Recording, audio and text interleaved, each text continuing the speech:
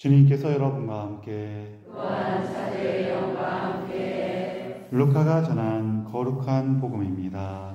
주님 영광 받으소서. 그때 주님께서 말씀하셨다. 불행하여라 너희 바리사이들아, 너희가 박하와 운양과 모든 채소는 11조를 내면서 의로움과 하느님 사랑은 아랑곳하지 않기 때문이다. 그러한 11조도 소홀히 해서는 안 되지만 바로 이러한 것들을 실천해야 한다. 불행하여라 너희 바리사이들아, 너희가 회당에서는 윗자리를 좋아하고 장터에서는 인사받기를 좋아하기 때문이다. 너희는 불행하여라 너희가 드러나지 않는 무덤과 같기 때문이다. 사람들이 그 위를 밟고 다니면서도 무덤인 줄을 알지 못한다. 율법 교사 가운데 어떤 사람이 예수님께 스승님, 그렇게 말씀하시면 저희까지 모욕하시는 것입니다 하고 말하였다. 그러자 예수님께서 이르셨다. 너희 율법 교사들도 불행하여라. 너희가 힘겨운 짐을 사람들에게 지워놓고 너희 자신은 그 짐에 손가락 하나 대려고 하지 않기 때문이다. 주님의 말씀입니다. 그리스도님 참여합니다. 앉으십시오. 참 예수님, 서로 인사 좀 나누세요.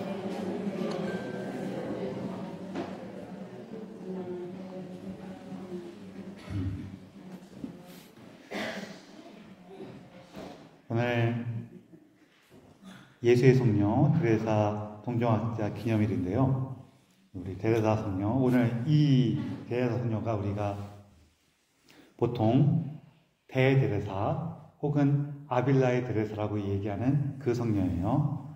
이분의 칭호는 예수의 테레사가 이제 기본 칭호고, 다른 테레사들이 많으니까 그 구분하기 위해서 대테레사라고도 하고, 또 이분이 출신지가 아빌라여갖고 아빌라의 테레사라고도 해요.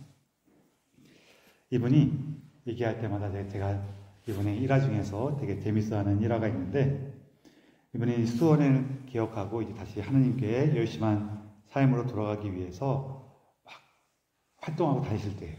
여기저기서 막 되게 잘 풀린 게 아니기 때문에 중간에 여러 가지 어려움돼서 굉장히 고생도 많이 하시고 막 그런 가운데 가시다가 마차가 이렇게 길에서 미끄러져서 넘어졌어요.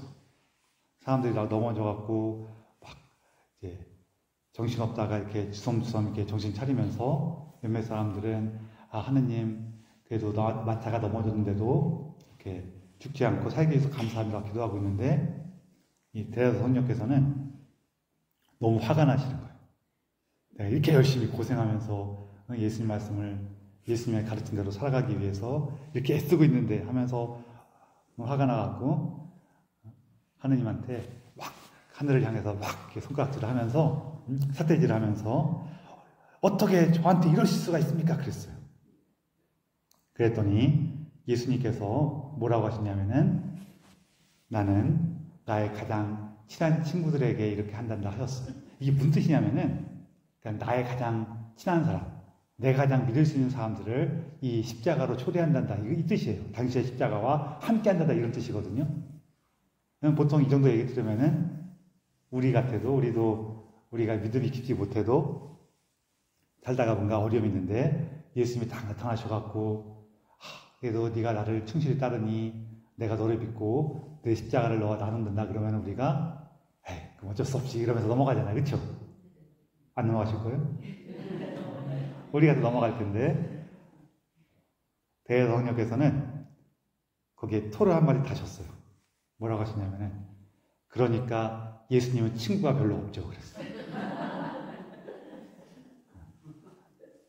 제가 이 얘기를 왜 좋아하냐면은, 하나는 우리 어떤 신랑의 모범이신 분들이 예수님과 얼마나 솔직하고 소탈한 관계이셨는가를 보여주는 얘기기도 하고, 또 한 부분은 뭐냐면요, 우리 이제 고정관념 속에서 성인들 그러면 이렇게 조용하고 수고하시면서 기도만 이렇게 하시는 분들로 생각할 수가 있는데, 안 그런 성인들 되게 많아요.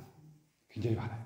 특히 데레사 성녀 같은 경우는 이렇게 보면은 그냥 제가 이분을 직접 본 건 아니니까 그렇긴 하지만 어렸을 때부터 이렇게 했던 일화 같은 걸 보면은 약간 골목대장 스타일이에요.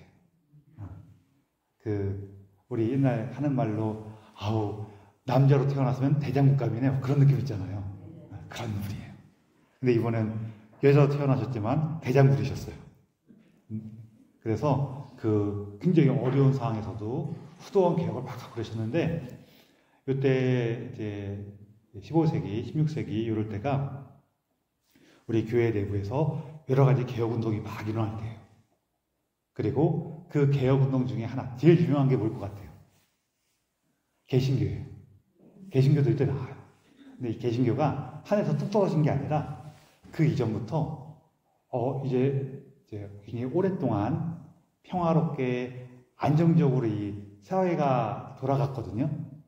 그러다 보면은 내부적으로 문제가 계속 쌓여요. 왜냐하면 우리가 뭐가 좀 고민거리가 있고 그러면은 조금씩 이걸 해결해 나가고 자기를 돌아보고 하면서 이게 좀 정리를 해나가는데 특별한 문제가 없으면은 아예 그냥 요맨키로만 살았으면 좋겠다 하면서 계속 문제를 내버려 두거든요.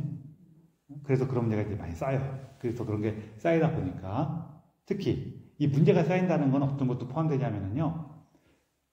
옛날에는 그렇게 살아도 됐어. 근데 시간이 지나다 보니까 내가 점점 성장해요, 안 성장해요? 조금씩이라도 성장을 해요. 그럼 성장하고 나면은 옛날 내가 부족할 때는 문제가 아니었는데 성장한 다음에는 문제가 되는 것들이 또 생겨요. 그런 것까지 합쳐갖고 이제 여러 가지 문제가 커졌는데 그래서 우리 교회에 대해서 이렇게 하면 안 된다. 무언가 좀 개혁을 해야 된다. 계속 변화를 해야 된다. 이런 목소리가 계속 있었거든요. 그러다가 그 중에 하나가 좀 더 좀 강하게 나오면서 또 그때 마치 얽힌 여러 가지 정치적이거나 문화적인 이런 요소들과 얽혀서 크게 불거진 게 개신교 운동이었어요. 그리고 개신교 운동이 딱 생기니까 깜짝 놀래갖고 천주교 내부에서도 처음에는 이러면 내가 여기서 평소에는 내가 막 비판하지만 싸움 생겼을 때 비판하면은 너도 제 편이냐 이렇게 되잖아요. 그렇죠? 그래서 잠깐 동안 조용히 했다가 이제는 그게 넘어가고 나면은 목소리가 더 커져요. 왜 커지냐면 봐라 내 말대로 안 하니까 저렇게 되지 않냐 하면서 그게 되죠. 무슨 얘기인지 이해되시죠? 네. 처음에는 내가 계속 이렇게 너 그러면 안 된다 그러다가 싸움이 크게 날 때에는 바로는 얘기 못해. 이 싸움이 나고 있는 상태니까 처음엔 조용히 있다가 그거 조금 고비가 넘어가면은 바로 겉봐 내 말 안 듣더니 이렇게 되잖아. 너 지금에서 이렇게 해야 돼 하면서 또 계속 말이 나와요. 그렇죠? 그래서 개신교 운동이 나오고 나서 이어서 반동 종교 개혁이라고 그러는데 저는 그 표현은 조금 마음에 안 들고 가톨릭 개혁이 또 크게 일어나요. 그 가톨릭 개혁에서 앞장선 수도회가 있는데 거기가 어디냐면은 예수회예요. 예수회고 그 가톨릭 개혁이 일어나면서 예수회도 조금 뒤긴 하지만 그때 전면적으로 활동하기 시작하고 그리고 이어서 여기 아빌라의 데레사 성령께서 데레사 성령께서도 이제 활동하시는데 그래서 여기 이 데레사 성령께서 갈메레에 들어가셔갖고 그 갈메레를 개혁하시면서 요 아빌라 데레사 예수의 데레사 성령께서 이렇게 개혁하는 것을 따라서 이렇게 거기에 전적으로 따라가는 것을 이제 맨발의 갈메레라고 그러고 그 맨발이란 말 안 붙고 그냥 갈메라고 붙은 데는 기존의 전통을 계속 이어받은 것이에요. 거기도 물론 기존의 전통을 이어받다고 해갖고 그냥 그대로 산 건 아니고 그 데레사 성령께서 하신 방향으로는 아니지만 그래도 여기도 보면서 배우는 것도 있고 영향을 받는 것도 있으니까 거기서 정비가 돼서 이어져요. 그리고 참고로 갈메레는 이제 로마의 성 베드로 대성당에 가면은 그 성당 안에 있는 성당에는 여기저기 정말 수많은 성인들의 이제 성상들이 쭉 조각되어 있는데 특히 그 성당 안에 그 베드로 성당 안에 기둥이 쭉 있거든요. 그 기둥에 이제 성인들의 조각상이 중간중간 계속 있어요. 그래서 그 기둥에 있는 조각상들은 어떤 성인들이냐면은 이제 수도원을 일으키거나 하신 분들이 거기 이제 그 조각상이 있거든요. 그 중에서 저기 갈매레를 누가 만들었 거기 그 조각상을 이렇게 쭉 보다 보면은 중간에 아니 이분도 수도회를 만들었다고 하는 조각상이 하나가 있어요. 누구냐면은 엘리야 예언자가 있어요. 그 엘리야 예언자 도대체 어떤 수도회를 만든 거야 그러면은 갈메레를 만들었다고 전해지고 있어요. 왜냐? 진짜 이게 실질적으로 이렇게 만들었냐 그러면 좀 애매한데요. 그 열왕기에 보면은 저기 엘리야 예언자가 이렇게 갈 때 그 가르멜 산에서 예수님을 따르던 하느님의 말씀을 따르던 사람들의 무리가 엘리야 예언자를 따랐다 그런 얘기가 좀 나와요. 그래서 바로 그 무리가 이제 갈멜 수원의 시작이다라고 얘기를 하는 거예요. 전통적으로 가르멜 산에 있었던 하느님을 따르던 사람들의 모임에서부터 이 갈멜은 자기 전통을 이어받았다고 이렇게 얘기를 해요. 그래서 쭉 이어지다가 요 대다성녀 시대가 되면은 어떤 문제가 벌어지냐면은 사람들이 먹기 살기 힘드니까 수도원에 오는 사람들이 생기고 그러면 그 사람들은 기본적으로 수도 생활에 대해서 열심히 하고 싶은 마음, 하느님의 예수님의 말씀에 따라서 복음 삼덕을 맞춰서 살겠다는 마음이 그렇게 강하지 않을 수도 있어요. 그래도 그건 괜찮아. 그런 사람이 있을 수도 있어. 또 어떤 사람이냐면은 당시에 이렇게 귀족 집안에 태어났는데 이제 귀족 집안의 딸들은 보통 다른 가문으로 시집을 가요. 그래서 서로 정략 결혼을 하기 위해서 시집을 가는데 그런데 이 시집을 가면 골치 아픈 경우가 생길 때가 있어요. 왜? 우리 딸을 저 집안에 시집을 보내면은 저 집안이 나중에 우리 집의 상속권을 요구할 수가 있어. 내가 만약에 나는 상관없는데 내 아들이나 손자 때에 우리 집에 아들이 없어. 그럼 그 집에서 우리도 그쪽 집안의 핏줄을 이어받았으니까 그 집안 재산을 내놓으시오. 이렇게 할 수가 있단 말이에요. 이런 일이 실제로 벌어져요. 단순히 돈만 가져가면 괜찮은데 막 땅을 달라 그래. 이게 참 어렵단 말이에요. 뿐만 아니라 그렇게 나중에 집안에 얽힌 상속 문제가 일어나는 건 둘째치고 시집 보낼 때 좀 뭘 줘서 보내야 될 때도 있어. 뭐 땅을 떼준다든지 재산을 준다든지 이러면은 보낼 때가 있어요. 근데 그렇게 보낼 때 뭐 우리 집이 되게 풍족해. 그럴 때는 그래도 상관없는데 지금 우리도 조금 힘든데 저렇게 뛰어서 주고 나면은 우리 집 아이들이 물려받을 게 좀 적은데 그리고 여러분 힘은 나누면 나눌수록 약해져요. 그건 원래 그래요. 간단하게 뭐냐면은요. 한 사람이 뭐 한 100억 갖고 있는 거하고 10사람이 10억씩 갖고 있는 거하고 누가 더 힘이 셀 것 같아요? 100억까지 한 사람이 힘이 더 세요. 그런 얘기예요. 그러다 보니까 시집을 보낼 수도 없어. 그럼 어떻게 할까요? 수도원 보내는 거예요. 수도원 보내면서 수도원에도 그냥 맨입에 보내진 않고 조금 이렇게 돈을 줘서 보내는데 수도원에다 이게 기부하면서 예좀 봐달라고 보내는데 당연히 시집 보내는 것보다는 조금 보내도 되죠. 그리고 정말로 시작할 때에는 좋은 마음으로 나는 예수님을 따르겠어 하면서 아버지한테 얘기하고 나 그래도 수도원 들어가니까 이거 가서 어려운 사람 돕고 살게 돈 좀 내놓으시오 하고 딸이 갈 수도 있어요.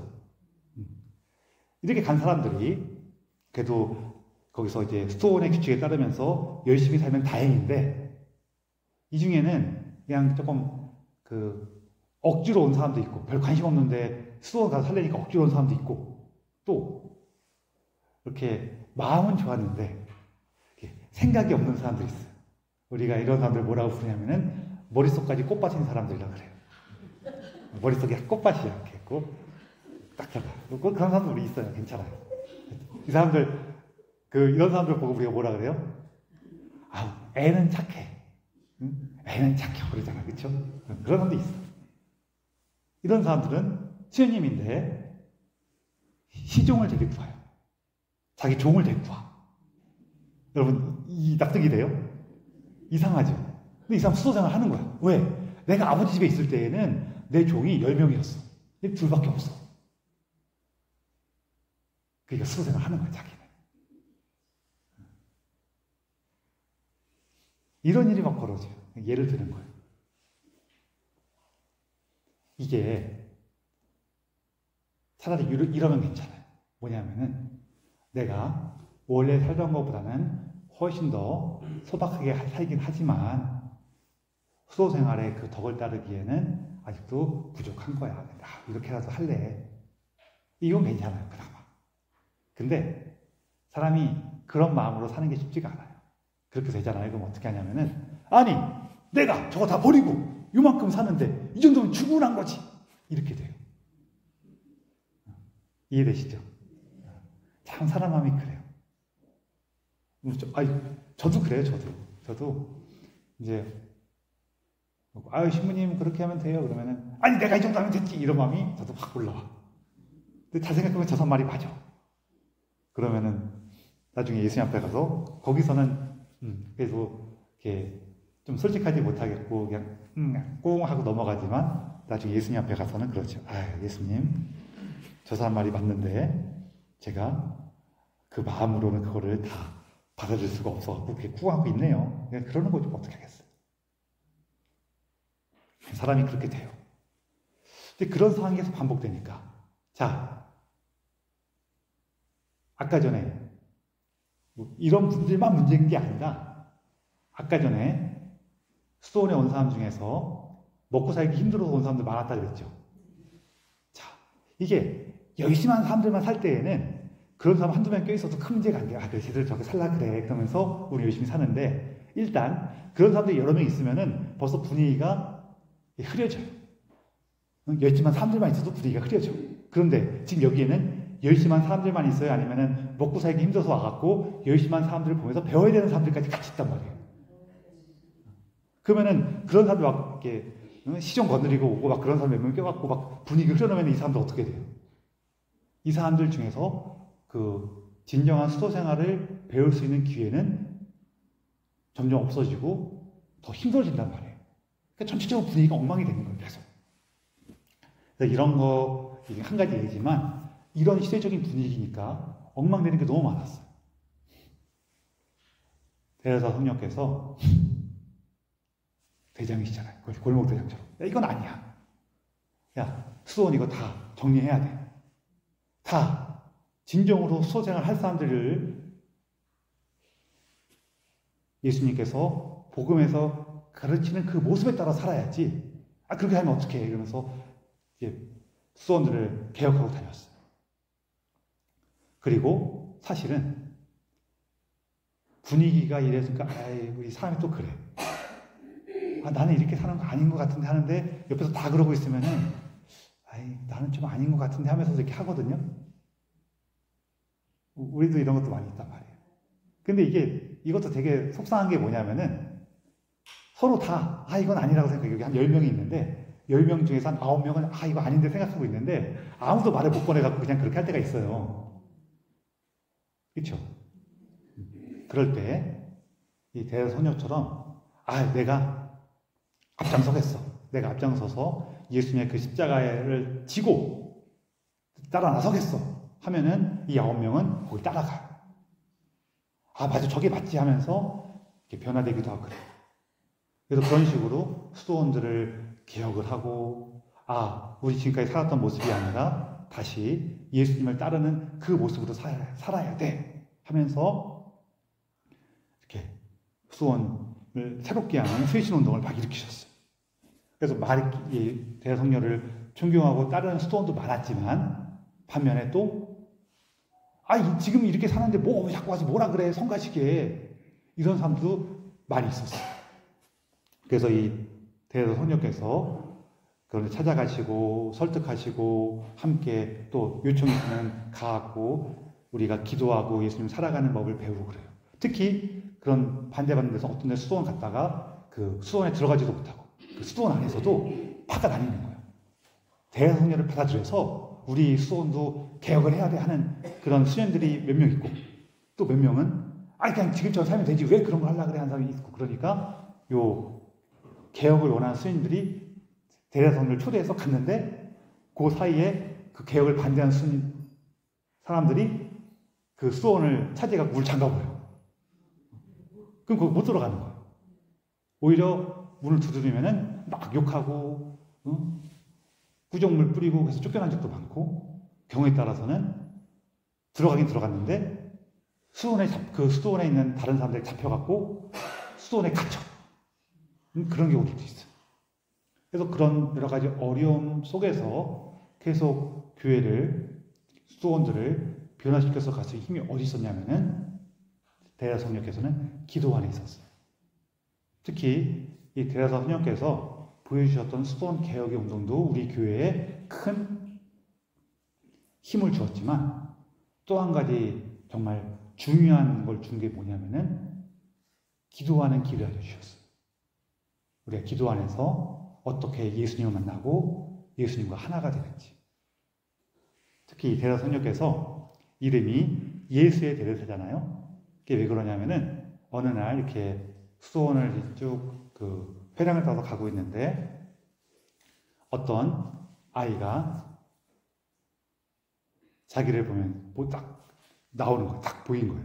깜짝 놀래갖고 누구냐 물어봤더니 그 꼬마애가 당신은 누구냐? 너는 누구냐? 그런 거예요. 그래서 대다성령께서 나는 예수의 대대사다 이렇게 얘기를 했어요. 그래서 그 아이가 하는 말이 나는 대대사의 예수다 그랬다는 거예요. 아 예수님이셨어요 진짜로. 그래서 그때 대다성령께서 자기가 예수님께 됐던 그 이름 나는 예수의 대대사다 했기 때문에 이분의 이름이 예수의 대대사가 된 거예요. 그러면서 그 기도하고 묵상하는 길을 많이 알려주셨어요. 특히 이분은 우리가 관상 안으로 들어가고 예수님과 함께하는 것이 어떤 것인지에 대해서 굉장히 많이 알려주셨거든요.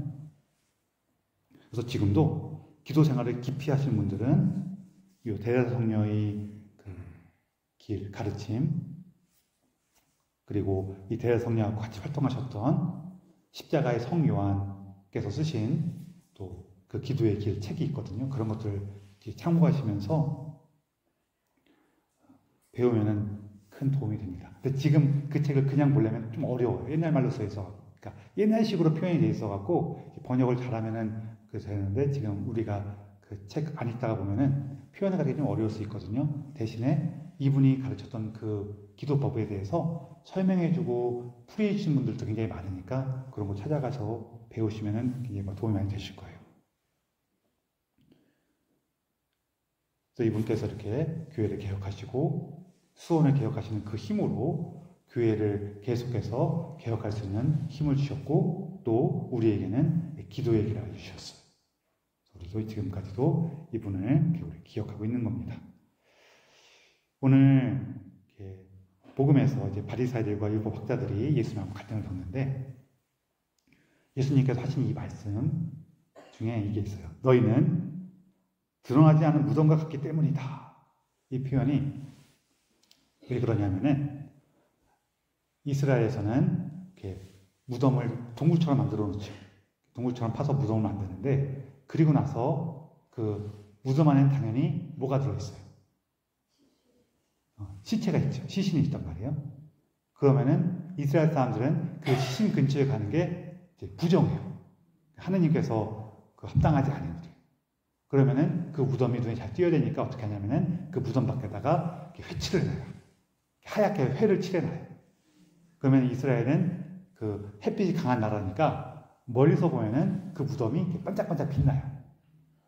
반짝반짝 빛나는 이유는 뭐예요? 오래는 거예요? 피해가려는 거예요? 사실은 피해가요. 그걸 가지고 예수님이 얘기하시는 거예요. 그래서 하는 게 겉모습은 그럴싸한데 뭐가 없으니까.